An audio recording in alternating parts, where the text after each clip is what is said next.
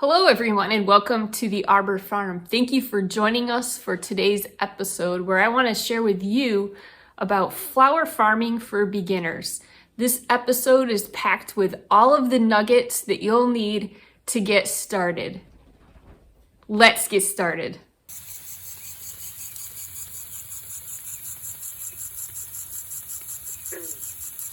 If you're joining us for today's episode, chances are that you are considering starting a flower farm, and we wanted to gather all of our helpful information and share it with you so that you can be better informed and make a good decision as to whether to start your flower farm and perhaps even get it off to the best start as possible.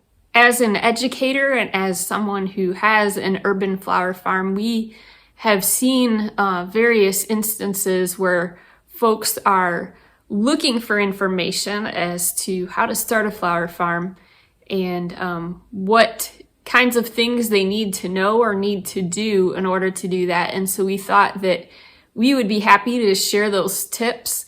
Often see in forums and so forth, people asking questions. What do I need to do? How can I start? And so we want to share our best advice with you. I think that one of the biggest myths of starting a flower farm is if I'm making that decision, I often see people say, hey, I need to sell my house in the city and move to the country and buy a whole bunch of land. And that's just not true. Flower farming can be done in an urban setting on a very small piece of land and be very profitable. Even if you're wanting to eventually move to full-time flower farming, that can be done in a very small space. Or even today, with hydroponics and other technology, it can be done even without soil. So let's take a look at some of the various aspects. So our number one recommendation for someone who is just starting out as a flower farmer is to start small. Just use a matter of a few square feet your first year to see if you like it, to wet your feet, to practice growing flowers, and to see if you actually like it. It requires a lot of work, a lot of hard physical work.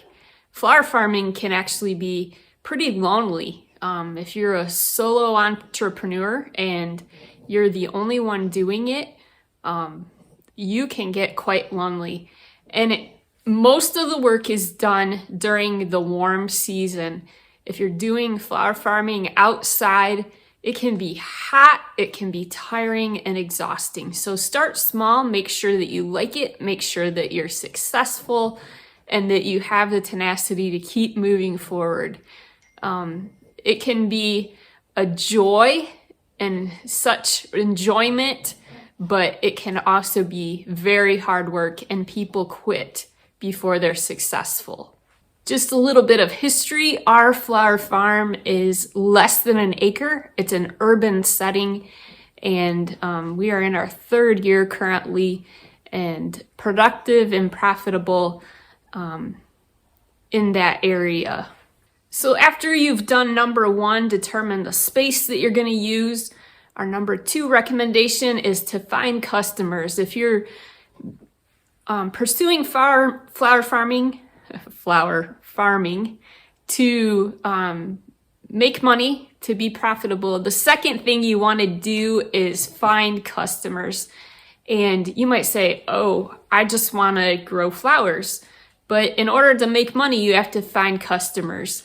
And the way that you'll find customers will be determined as to how you want to sell your flowers.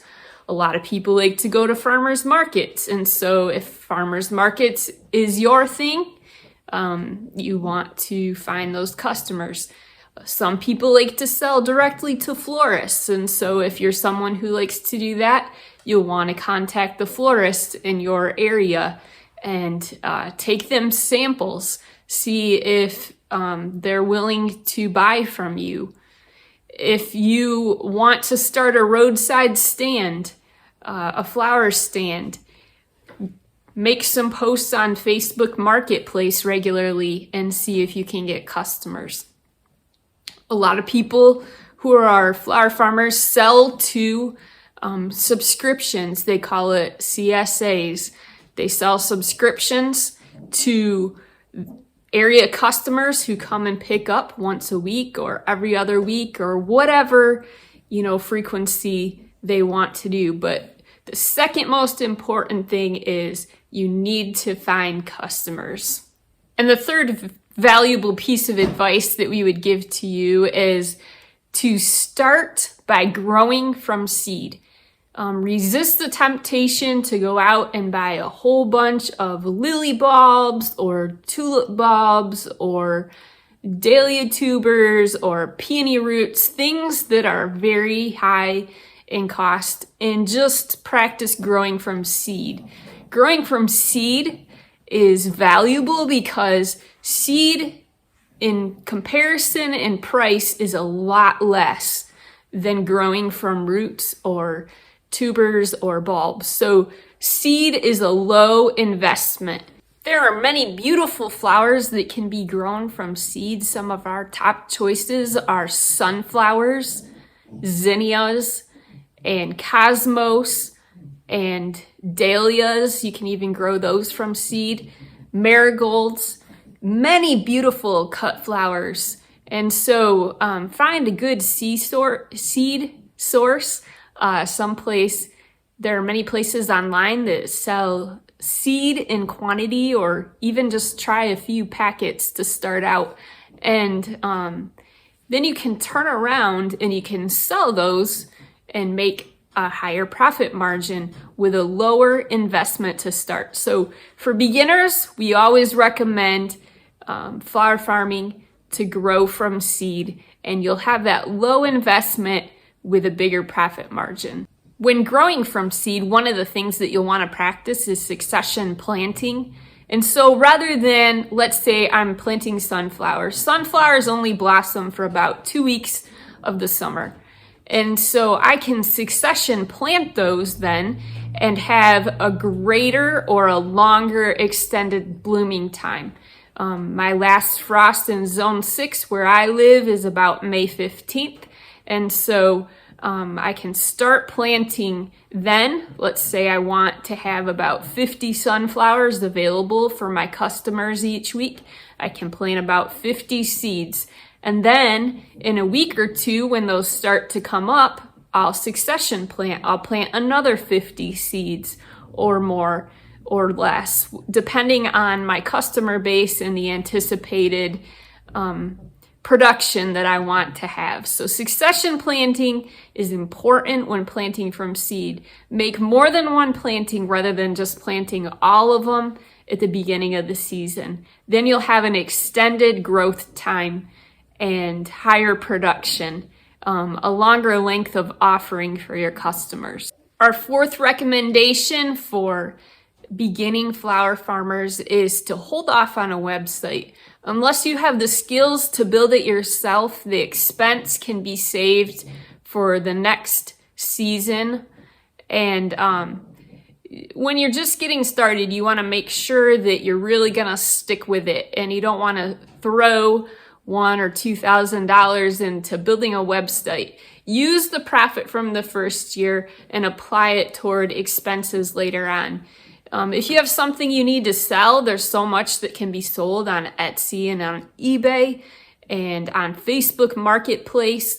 And so that would be our recommendation, to hold those and make as much profit as you can and apply that profit toward expenses for the next year. If you want to create an online presence, you can do that with Facebook, with Instagram, with YouTube, and help generate followers and potential customers there. There's no need for a website right off the bat, and so much that can be done just using free tools that are available. The term flower farming connotates the fact that you're actually doing something, you're growing flowers in order to make a profit, in order to make money. You might be saying, well, I just want to grow beautiful flowers so that I can enjoy them. And that's fine, That's more of flower gardening or hobby gardening, but flower farming it says that you're going to do that in order to create a profit. And you might be saying, okay, well, I just want to grow beautiful flowers. I don't want to have to deal with the business side of things. And flower farming really is, you're creating a business, you're an entrepreneur. And so getting out there and being a marketer, an advertiser, and actually the CEO of the company are all important aspects. It's more than just growing beautiful flowers. In order to make the profit, you need to sell them. You don't have to have any kind of degree, education to do that. You just need to be a hustler.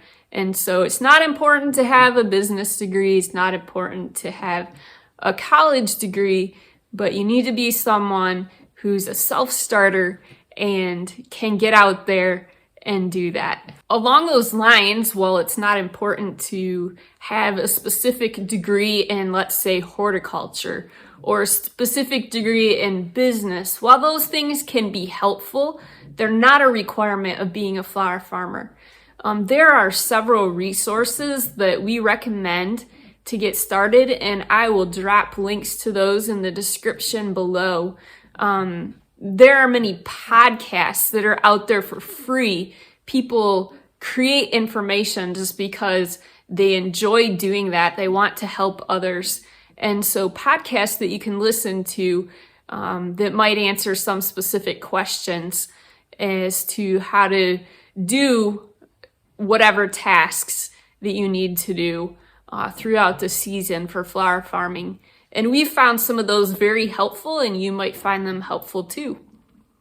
Another aspect is you'll want to get involved in online groups. There are many Facebook groups that are there just for free. We'll also add those in the resources in the description below, and you can find those. Get out there, be bold if you get into those groups, ask questions. And there's such a wealth of information that people are willing to just share for free and might help you in what you're needing to do.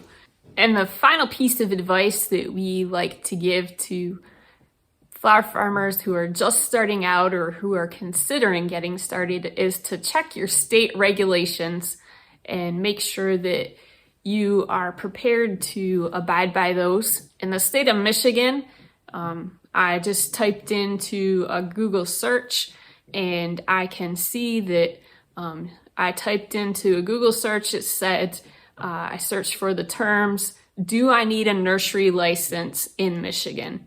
And I can go into the frequently asked questions. I have it here on my computer, it's michigan.gov. You can go into the frequently asked questions for the Michigan Department of Agriculture and Rural Development. And it says, those who sell only annual flowers, cut flowers, vegetable plants, Christmas trees, and chrysanthemums that are not advertised as hardy do not need a license to sell in Michigan. And so I can sell cut flowers, I can sell annuals in the state of Michigan until the cows come home, and I don't need a license. But make sure that you know what your state requirements are. There are some states that do require a nursery license, and you'll want to go ahead and get that if you're pursuing flower farming. Our hope is that you do try flower farming. If you do something that you truly enjoy, and flower farming is something that we enjoy, we even enjoy it together as a family.